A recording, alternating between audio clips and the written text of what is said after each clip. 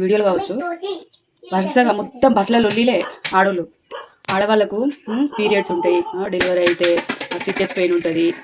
ఎంతైనా ఆడవాళ్ళం వీకే, ఎంత మనం స్ట్రాంగ్గా ముందుకు పోయినా కూడా మనం నెల రోజులల్లో పీరియడ్స్తో ఏదోటి మనం వీకే. అసలు ఆడది ఆడదానికే శత్రువు అని అంటారు, కరెక్టే తెలుసా అది.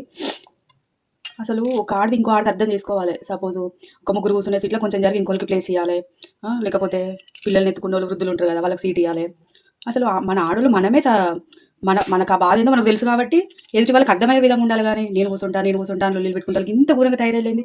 నిజంగా అసలు నాకు ఆడవాళ్ళంటే చాలా రెస్పెక్ట్. ఎందుకంటే జన్మనిచ్చి నెల నెలకు ఇబ్బంది పడుకుంటా ఆడ పుట్టుక అంటే మామూలు విషయం కాదు. అట్లా నాకు చాలా రెస్పెక్ట్ ఉంటుంది. కానీ ఈ బస్సులలో లొల్లీలు పెట్టుకుంటా కొట్టుకుంటారు ఇంత ఘోరంగా. ఒక ఆమె ఎవడెవరు నువ్వు ఏంది అసలు ఆమెకు అంత ఘోరంగా ఉంటారు అసలు ఆడోళ్ళు.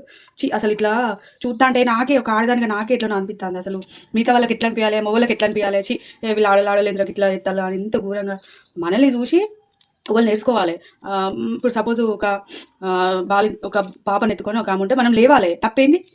ఆ చోటు పోయి కొట్టుకుంటారు ఇంత ఘోరంగా తయారలిసి. ఆ ఫ్రీ బస్ పెట్టుడేమో కానీ దయచేసి అయ్యలారా ప్రభుత్వ అధికారులారా ఆ ఫ్రీ బస్ తీసేసి మహిళలకు అకౌంట్లలో ₹100 వేసినా నయమే. కానీ ఆ ఫ్రీ బస్ తీసేయాలి.